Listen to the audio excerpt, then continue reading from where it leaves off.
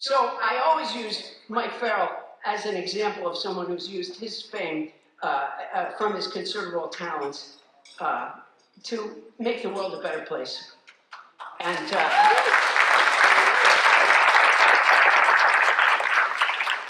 he sure makes it a better place for me. Please welcome Mike Farrell.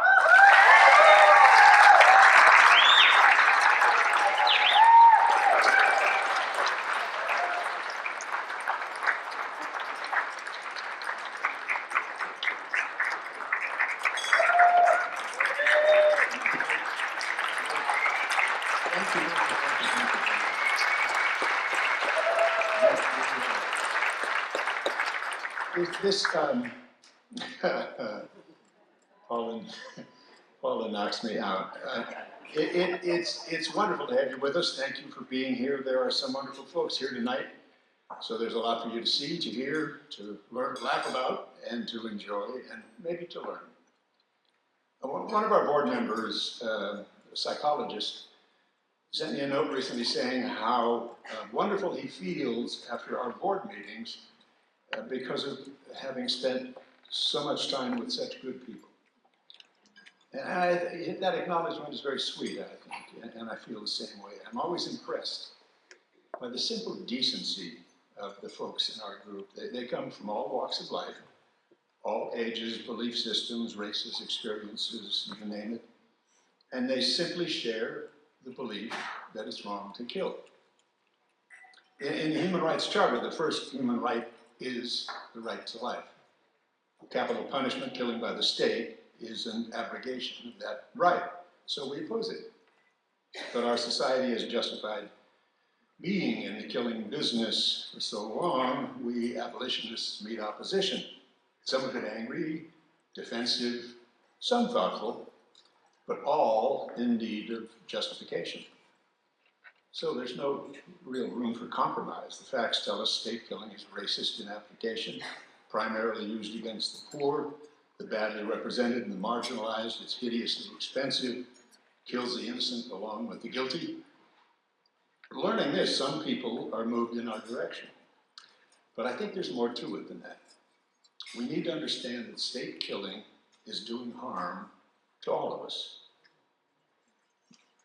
At the founding of our nation, Dr. Benjamin Spock, one of the, Benjamin Rush, Spock was entirely different. Benjamin Rush, I should look at the notes more carefully. Benjamin Rush, one of the signers of the Declaration of Independence, said capital punishment brutalizes everyone associated with it. If you look at the brutality in our society thoughtfully, you can see it's a product of being taught by state killing that human life is neither precious nor sacred. Dr. Rush didn't mean it only brutalizes the victim. What about the executioner? What about the prosecutor, the judge?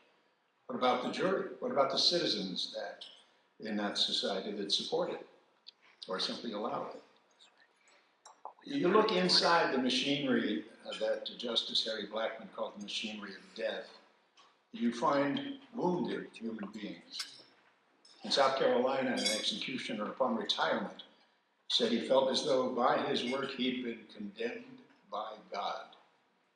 In California, a DA's staff found evidence that prosecutors in a very old case, a death case against a black man, had systematically excluded black and Jewish people from the jury.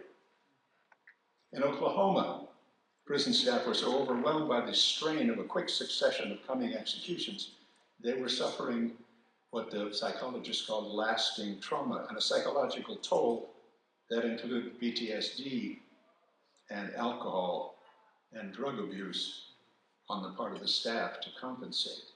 But as one said, we don't talk about it. Concerned about the strain on the prison staff, the state's Attorney General sued for more time between executions to ease the pressure on these people who were death dealing. And the judge who heard the case, his response to the plea was that the staff should suck it up. Man up, he said. As I said, everybody is brutalized by this process.